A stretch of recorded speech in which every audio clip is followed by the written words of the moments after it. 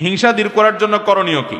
কারণ মনের ভিতরে যদি হিংসা থাকে, অন্যের ভালো দেখলে জ্বালা পোড়া করে, এর নাম হিংসা। আছে না নাই এরূপ? আপনি কারোর কম্পিটিটর, কারোর সাথে আপনার প্রতিযোগিতা আছে, তার ভালো দেখলে আপনার অন্তরে জ্বালা পোড়া করে, অস্থিরতা করে। আছে না নাই এই রোগটা? যদি এই রোগ থাকে, কয়েকটা ঔষধ আছে এটা। ঔষধ নম্বর 1, যারটা দেখলে অস্থির লাগে, মনে করেন ওনার ভালো দেখলে আমার ভালো লাগে না। আমি একটা দোকানদার, উনি একটা দোকানদার, পাশাপাশি আছি আমরা। ওনার দোকানে কাস্টমার ঢুকলে আমার ভিতরে একটা মোচড় দিয়ে ওঠে, আর এটা কি হইল? এই কাস্টমারটা আমার দোকানও না ঢুকতো, দুঃখ ছিল না, কিন্তু এই দোকানে ঢুকলো কেন? জলে কি জলে না? এর নাম হিংসা। এর নাম কি?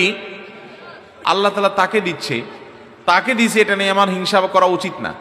আমার নসিবে থাকলে আমার কাছে আসবে, না থাকলে নাই, কিন্তু তাকে দিছে, এটার জন্য আমার কোনো দুঃখ থাকতে।